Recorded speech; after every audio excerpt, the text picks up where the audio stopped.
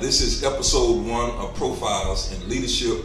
I am your host, yours truly, Leroy Gillis, and today we are honored to have one of our greatest guests, an up-and-coming star in the Central Texas area, none other than Councilwoman Andrea Barefield.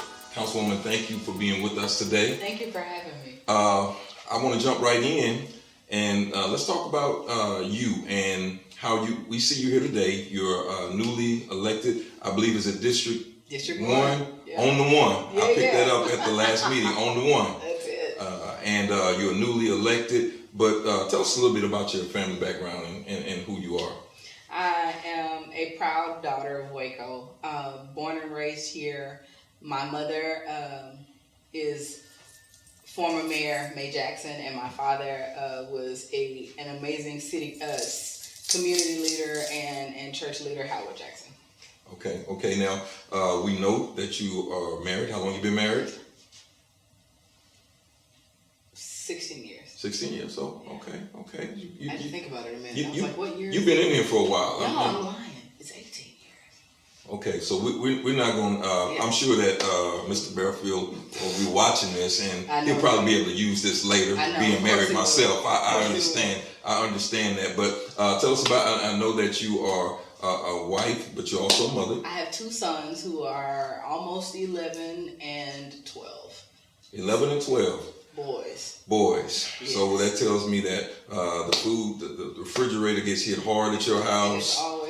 And it's always full. And you're probably always running, trying to get them to various places. Well, I know a little bit about you in that you went to Sam Houston State. You made your way to Houston. You see, she put that Eat 'em Up Cats part in there. But you came back to Waco, and you know, one of the questions that I will often ask, you know, what brought you back? So I will admit, after my mom died, I visited to visit my dad, but I did not come back that often. And he passed away she died in 2005, and he passed away in 2014.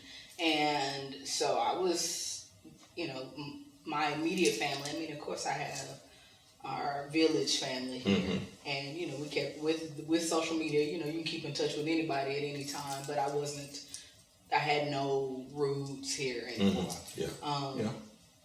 And my sister and I paid off my mom's house, and my husband says, why are we paying a mortgage when we don't have to? Smart man. Yes, he is. But I thought he was kidding, you know, because his family is all in the Houston area and Bay City and Matagorda County, and I was like, okay. So he kept asking me, and I didn't have an answer anymore. And so, I mean, it was not a bad time to be in Waco. I mean, things were evolved. I mean, I always kept up because I do have family here, and I've always watched politics here, so I would always keep in contact with what was happening. But I looked around, and I was like, well, he was at that time, he's been in education and was principal certified. Okay, so he's a principal here currently. Okay. But he was on the track but hadn't gone into administration. So I said, well, this may work out better for him because he'll have a better chance. You know, Houston is Houston, and it's a bit difficult to get around and move up. And I said, well, maybe he'll have an opportunity to advance here. So I was like, okay, cool. I was between visions at the time, so it wasn't like it was anything keeping me in Houston. So y'all made the move back? We did, and I immediately got involved. I started working for what became City Center Waco. It was Business Resource Center as their Main Street manager. Waco had become a Main Street city in 2014. And downtown development was something I was interested in. There's a lot going on in Waco when you came back. And so I started doing that, which was fantastic. I mean, because I got immediately involved. I mean, but in a matter that it's in all the rooms, you know, with the chambers of commerce, with the actual working with the city, with the businesses and organizations that are all the cogs in the wheel to make these things. So you jump right in. And it's funny that you should say that, because one of the things I was wondering, like, we know about your mother and your father was an activist here in Waco. what was it like growing up in the home of movers and shakers in the Waco area? You know, I would just love to be like just a fly on the wall at y'all's dinner table. What was that like? In some days it was real regular. But you know, as a kid, you know, I got to meet people and be in rooms and hear conversations that a lot of people don't. I mean, you know, I met Barbara Jordan as a kid, and I met Mickey Leland as a kid, and I met, you know, presidents as, you know. My favorite story to tell is about Ann Richards. So, you know, Ann Richards was from Waco, and when during Lacey Lakeview, I think. During the campaign, you know, her parents were still were here, and so mom was very active in the campaign, and they would, you know, Miss Ona and would ride with us, we doing things. So the inauguration, we went to Austin, we were, you know, did the parade, did all that business. Wow. As we were leaving, we had to bring Miss Ona home. So we went to the governor's mansion to pick up Miss Ona. So mom's parking the car. She said, go ring the doorbell. So I get out. I was a junior in high school. I get out, ring the doorbell. Ding, ding. Door opens. It's Ann Richards. And so I'm standing there like this. And she said, what? And I said, you opened the door. And she said, it's my house. So I'm trying to get my head around the fact that you are a high school student interacting with the governor of Texas. Yeah, so I mean that is where it's unusual and where it was an amazing blessing to be able to be in and out of that kind of environment. And you know, it wasn't like mom ever told us, oh, you know, go play because this is adult talk, or go play because this is. So I mean, as long as you were seen and not heard, don't interrupt now. And that's an old term that you don't hear very often anymore. Seen and not heard. Because it wasn't a table I wasn't allowed at. I just knew to be quiet, you know. But I was listening and I was taking all of that in. So it's processes that I did hear, and you know, no, I didn't get active forefront in politics until now, but I was always involved. Well, that's a good segue. You are the new councilwoman, District 1. How's that going settling in? Because this is two parts. How's it going settling in? And what's it like holding the mantle of all of this mix? Yeah, it's going really well. We are in a season of transition. And it's a lot of changes that are happening for Waco, period, but especially for District 1. And my job is to ready that change. The change is coming, the change is here. But my job is to ready the change and make sure that my constituents have as much information as they can, which is why we did a town hall that I didn't realize was nouveau. It was a huge success too. I think so. But making sure that not only that all of our constituents have access to information, but they have access to resources. That's one of the things that, you know, over time, we have not had access. That's right. In our community. And it's shameful, but rather than dwell on the past, let us make our transition to the future and get as much, you know, put as much information out there, put as much people in the room that have the information and the resources, so that way now we know what it is, we know where to get it, and they know that we want it. Well, you grew up here, so you've got a perspective of Waco based on what used to be. How do you look at it now as far as what we were as opposed to what you see now? I mean, because it's obviously some changes. There's some huge changes. One of the things that I believe is that we have our foundation is so rich and so dynamic and so strong.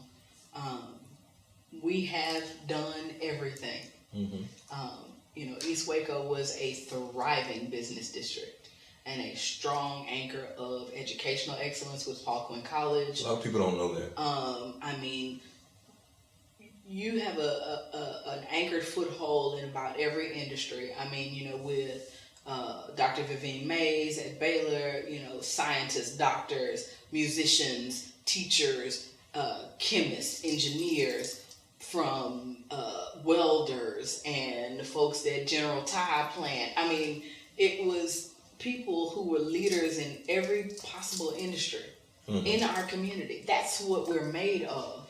And a lot of people don't know about the history of that. They see the building over there.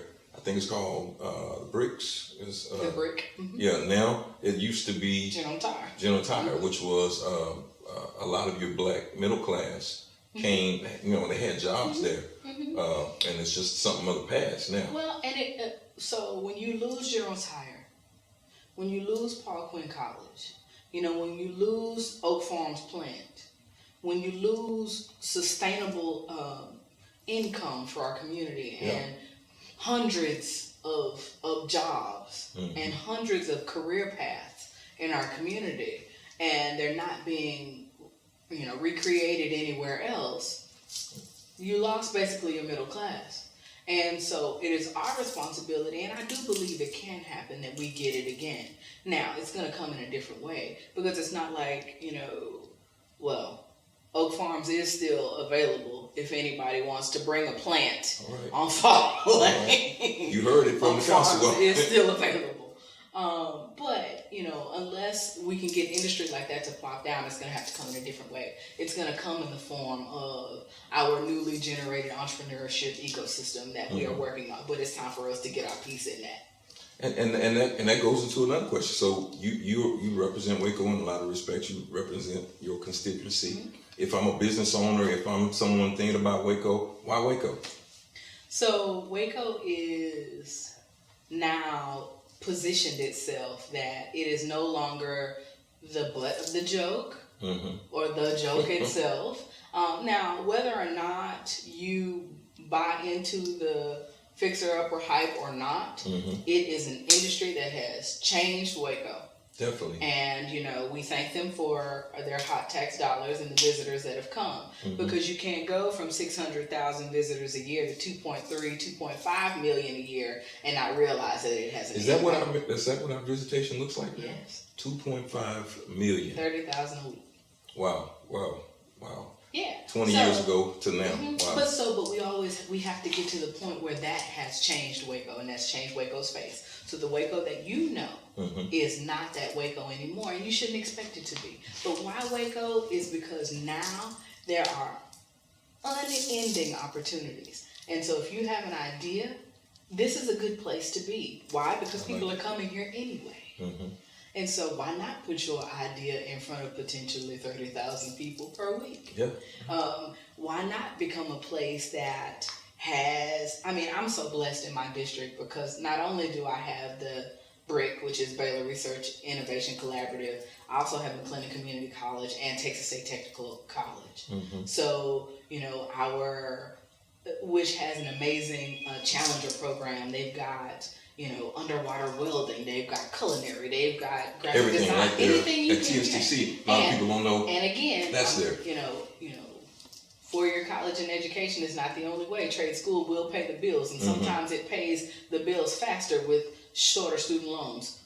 Yeah, that's real talk. So there are more than one ways to skin this cat, my grandmother would say. But those potential opportunities in growth space are happening now. And when we can get new innovative thoughts and minds in our city that's already evolving to a place of growth, and we can finally marry our foundation with our future, it's kind of perfect, right? Yeah, it is. I'm idealistic, and I know that. But I think it's great, and there's so much opportunity that did not exist before. Oh, absolutely.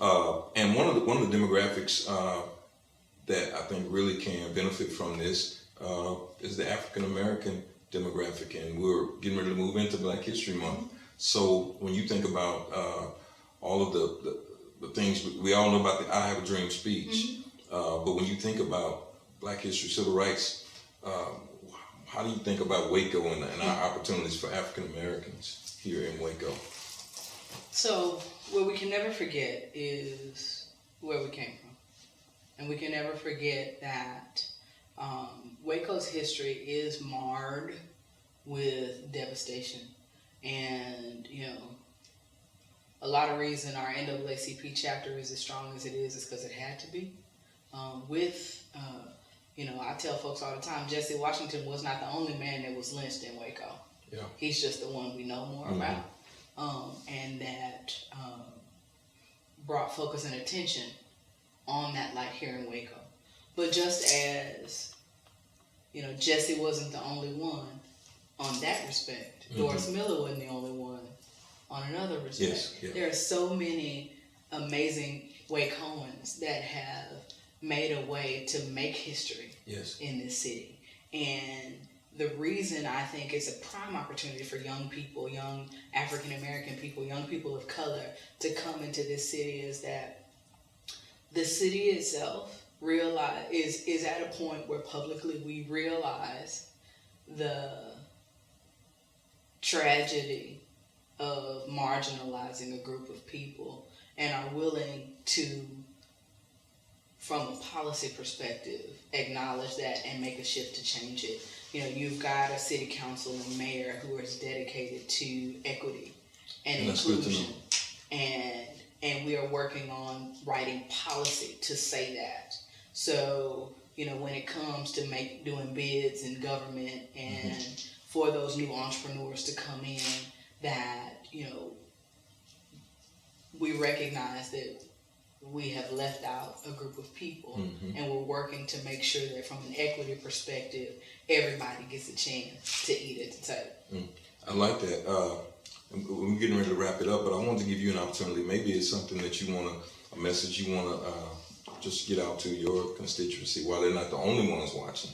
You do represent the one, District 1, and if it's something that you want to get out to them, just say something to them. We want to allow you this space to do that. And I'm so excited and grateful for your programming because it's something that hasn't happened here and hasn't been a representative voice, since the days of, oh my gosh, what's his name, Roscoe Harrison from that was on KCN, isn't that right? Okay. Yeah, and I've heard this name. And when my mama had Minority Forum, it's an opportunity for folks, African American folks of color, to get their stories told. So thank you for that at first. What I will say is one of the best things about me sitting in this seat is, historically, Elm Avenue was the entry point to Waco, Texas. Before I-35, when people came on the Chisholm Trail, when they took their horse-drawn carriages into the city to cross over the newly created suspension bridge to do their business, they came down Elm. That's District 1. So I say one Waco. I say on the one because that's the beginning. All right. And as much a responsibility as I have to my constituents in District 1, it's my responsibility to the citizens of Waco. I like it. And, it's cliche, but rising tides do lift all boats. And so I think that when my district is strengthened, and I mean, it's never been weak, but it hasn't been as fortified as it could have been. And so the best I can do is fight every day to strengthen, to educate, to promote access to resources for the constituents of District 1. That gets done, Waco's better. District 1 is better, District 2 is better, 3 is better, 4 is better, 5 is better, we're better. And that way you, without a doubt, stick your chest out. Where you from? Oh, I'm from Waco. The code. That's it. Well, we want to thank Councilwoman Barefield for coming in and just being a part of the show today. The insight she's given us, I think, is going to be a tremendous blessing to those that watch. I think that District 1 is in good hands. You got someone that has perspective about the city, where it came from, where it is now, and where it's going. Thank you for tuning in to Waco is Live Profiles in Leadership. Again, this is your host, Leroy Gillis, and we hope to see you soon.